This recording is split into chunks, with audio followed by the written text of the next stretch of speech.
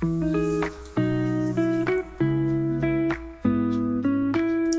lanjut cerita recehnya, masih tentang pertama kali mendaki gunung, episode 2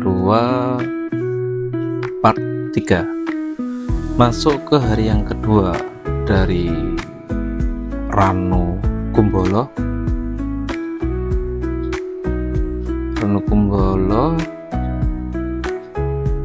di pagi hari waktu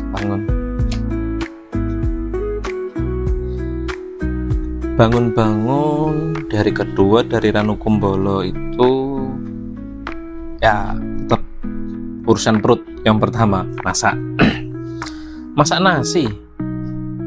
Lontongnya masih enggak ya? Masih sih, sepertinya. Dan menunya tetap lontong dan mie instan. Itu wujud dari meremehkan sih, antara kebodohan, bingkai kebodohan dan ketidaktahuan. Ya 11-12 kalau diingat-ingat lagi, sungguh konyol. Ya untungnya masih hidup sih anak pertama itu. Anak 5, saya dan teman-teman. Setelah masak, trek berikutnya berarti Ranu Kumbolo sampai Kalimati. Setelah Ranu Kumbolo itu ada tanjakan cinta ya kalau nggak salah, dan itu momen yang masih kami ingat di film Sentimeter. Katanya waktu nanjak lewat jalan tanjakan cinta itu nggak boleh nengok ke belakang, dan membayangkan apa ya, jodoh yang diinginkan itu bagaimana. Konon katanya ya terkabul. Itu dilakukan enggak ya? Ya enggak sih, malah teman-teman bercandaan. Aku pribadi kalau nggak salah mencoba nggak nengok ke belakang, nanti jalan lurus ya. Setelah makan, packing lagi, tenda dimasukkan semuanya. Kita lewat tanjakan cinta itu sambil bercandaan. Aku hanya setengah jalan saja, setelah itu ya ikut candaan dengan teman-teman. Jadi itu sudah nggak ngurus itu ya. Intinya bahagia sih saat itu, bahagia dan senang, seakan-akan terlepas dari dunia luar ya, di kami dan alam dan kami. Meskipun ya pendakinya juga banyak itu yang daki di sana.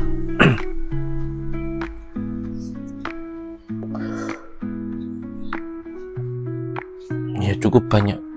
Tenda yang berdiri pun itu juga banyak saat itu.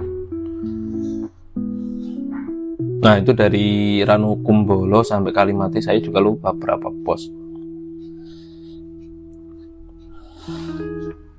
Ingin mengulangi lagi, cuma ya sudah dibuka apa belum, dan juga masih boleh apa enggak mendaki di Gunung Semeru. Dan mungkin biayanya sudah mahal ya di sana.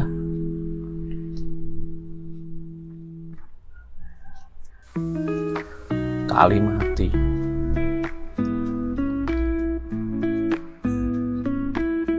Hampir sama soal estimasi waktunya. Jadi kita berangkat pagi menjelang siang, sampai Kalimati itu sudah mulai gelap harinya. Jam 5, jam 6 atau malah jam 4 kita mendirikan tenda. Oh iya lupa, di Ranu Kumbolo itu kita boleh di danaunya ya, kita boleh cuci piring dan lain-lain, tapi dilarang pakai deterjen atau sabun. Kalau cuci biasa monggo silahkan, ya silahkan, nggak boleh pakai sabun ya, supaya airnya tidak tercemar, supaya airnya tidak tercemar. Saya juga setuju itu. Dan kalau ingin buang hajat, ya kembali ke alam lagi. Kita seperti orang-orang zaman dulu, gali tanah, buang hajat, tutup lagi. Itu kalau di jalan. Ada kamar mandinya, ada toiletnya. Seingat saya ada toiletnya di Ranu Kumbolo dan Kalimati. Ya, kembali ke Kalimati jam 6. Saya baru tahu ketika tiba di Kalimati itu ternyata Kalimati adalah jalan lahar. Ya bayangkan saja ketika bermalam di sana, terus gunung meletus, meledep gitu, laharnya lewat, ludes tinggal tulang belulang saja kami. Itu bayangan sekilas waktu itu. Ya masih kalah dengan senangnya sampai Kalimati.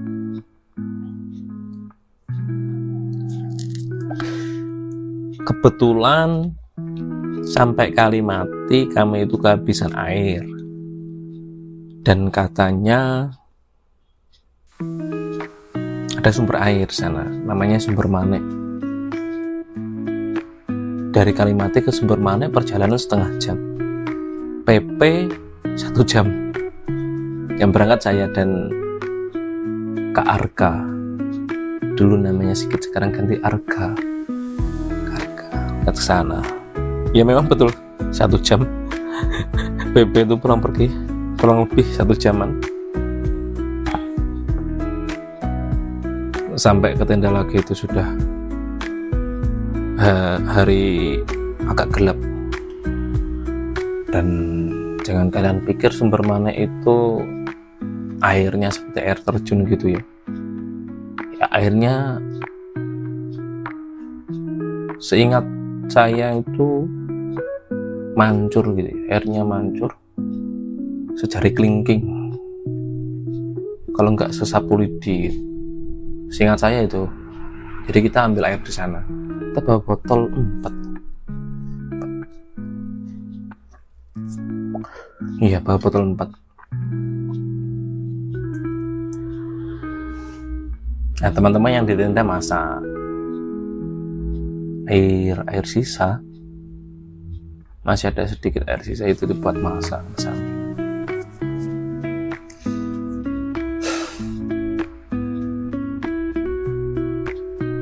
Jam setelah ambil air, di tenda,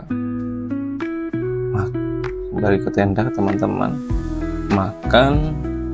Setelah makan, istirahat, tidur.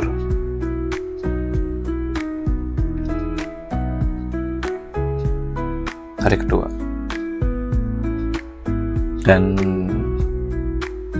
kalau ingin lanjut ke puncak, dan itu sudah lepas dari tanggung jawab pengurus Semeru, tim Semeru, itu jam 12 dini hari kita harus berangkat. Jam 11 saya butuh istirahat. Jam 11 kalau nggak setengah 12 ya, setengah 12 kalau jam 11 teman saya itu sudah bangunkan, ayo berangkat. Nah, ini keadaan yang tidak diinginkan. Saya waktu malam itu sebelum ke puncak Mahameru drop, badan itu panas dingin. Saya itu sampai nggak mau rokokan lagi, karena rokokan gak ada rasanya gitu. Sehat saja, waktu sehat saja, ketika kena hawa dingin juga nggak terasa ya rokok itu. Dari waktu gitu, hari ini saya bisa bilang saat itu gejala hipo, panas dingin, demam, serius demam, dan saya berencana nggak naik sampai teman-teman saya itu nunggu saya bangun, ditunggu itu. Mereka sudah bangun jam setengah 12 malam, dini hari itu, sampai jam 1 ya ditunggu. Akhirnya saya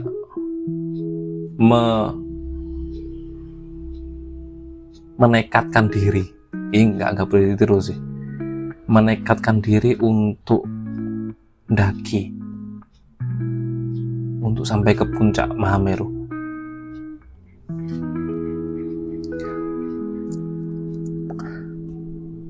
Itu sungguh perjuangan saat itu. Wah, demam,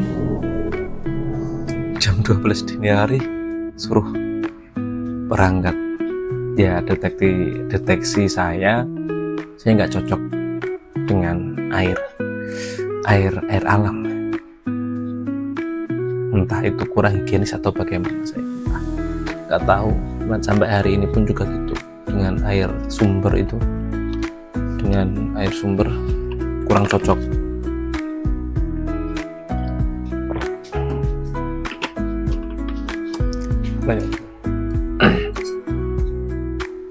Berangkatlah saya dan teman-teman, berangkatlah kami dengan sisa kekuatan yang ada dan tekad yang masih ada. Bersiap-siap, saya double baju kalau waktu itu. Dinginnya sungguh minta ampun, dingin sekali.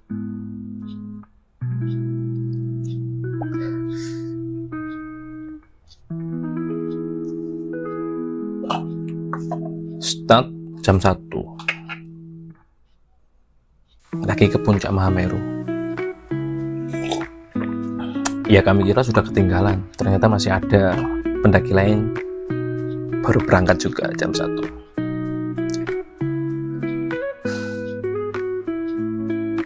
Sakit demamnya masih terasa, jadi tenggorokan panas sekali sih.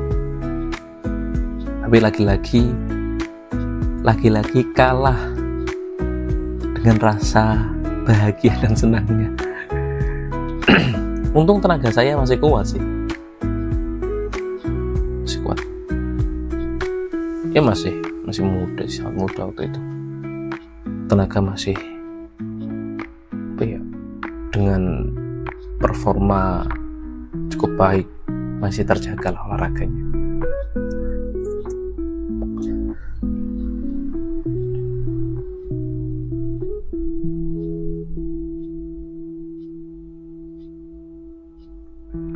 Suatu ketika malam-malam itu, saya lupa jam berapa, sebelum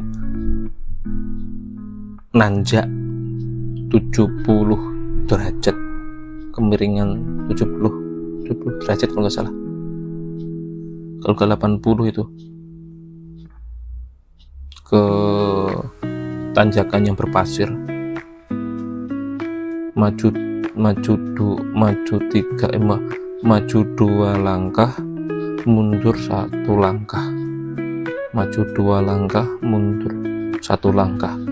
Ya, 2 langkah sama dengan 1 langkah, karena yang merosot di bawah, karena medannya itu berpasir. Ya pasti sepatu kami penuh dengan pasir dan berat. Nah, sebelum ke tanjakan itu saya kesandung itu apa ya? Kesandung patokan. Saya senteri, ternyata itu patokan kuburan. Tak lihat sekitar banyak sekali itu. horor kali. Mengingat kondisi nggak terlalu sehat, ya nggak sehat. Ada cukup banyak patokan mengenang mereka yang hilang atau ya meninggal, yang hilang atau meninggal di Gunung Semeru.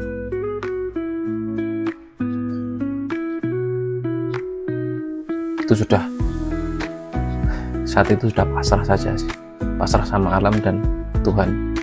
Ya, kami dan khususnya saya pribadi hanya ingin menikmati kebesaran-Mu Tuhan. Dalam benak saya mikir gitu. Nanjak yang medan berpasir,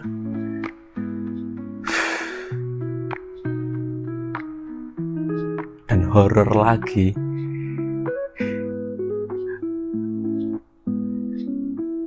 Ada pendaki yang sudah start duluan tuh, jadi di atas kami ya, bukan di depan kami, di atas kami mereka, atas kami.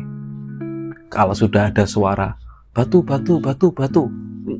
ketika itu satu orang yang daki itu seperti ular dari atas ke bawah itu terlihat tuh banyak orang di satu jalur itu berhenti semuanya, batu lihat ya, sekepal pertama, sekepal tangan, sekepal genggaman tangan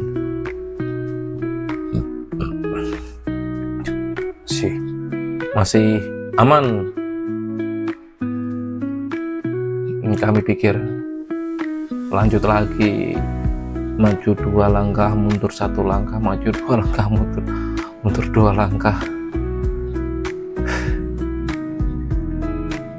sampai di pertengahan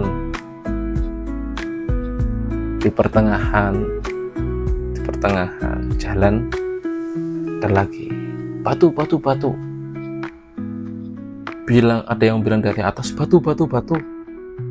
Saya otomatis langsung mendongakkan itu, dan batu itu lewat samping saya. Pas itu jarak cuma 3 jari kalau nggak salah, sebesar kepala. Terpaku, langsung diam. Seakan-akan waktu itu berhenti. Jantung itu berdetak. Syukur Tuhan, masih selamat. Dan selebihnya cuman ya batu-batu kecil gitu, batu ya.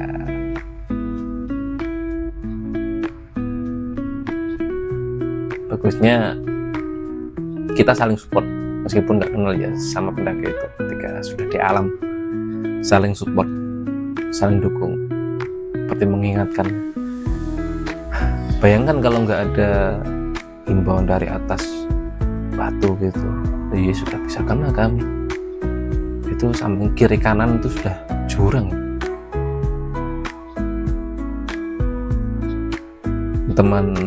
Teman saya itu ada yang merangkak juga. Mereka nggak berdiri, merangkak. Harimu sudah mulai terang,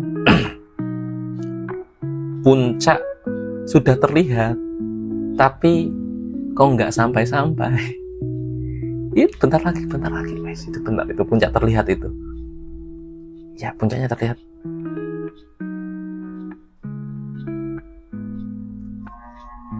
Kok nggak sampai-sampai. Ternyata hampir setengah jam itu sudah terlihat puncak itu, sampai puncak benar-benar sampai puncak setengah jaman lebih. Sampai puncak jam berapa ya? Jam 6, jam 7. Ya sudah banyak orang itu di sana. Dan ternyata puncak Mahameru itu luas, cukup luas.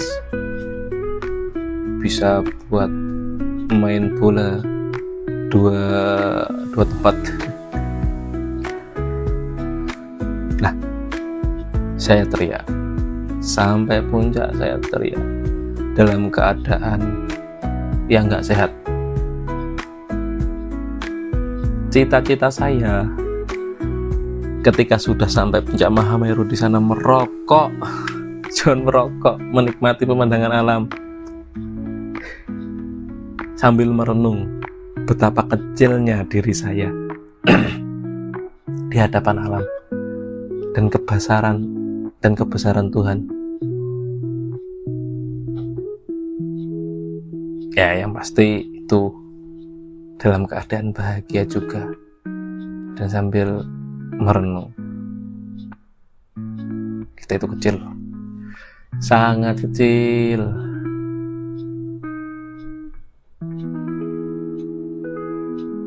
Ya, normalnya di atas. Ada satu teman saya itu,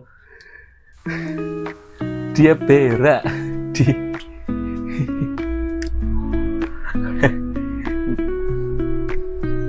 jadi sudah masuk hari ketiga ya. Iya, sudah masuk hari ketiga, dia berak di atas gunung itu.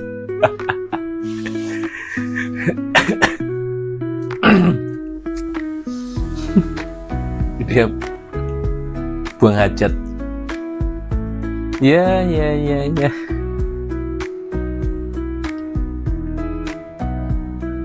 Hari ketiga sudah sampai puncak Mahameru. Saya juga buang hajat sih waktu di Kalimati malam itu, sebelum istirahat di toiletnya, dan di sana sangat hangat sekali, tapi baunya sangat menyengat. Gas alam dari manusia. Untuk masih cukup panjang sih perjalanan pulangnya masuk ke part 4 berarti. Ini part berikutnya saja. Masih di episode 2.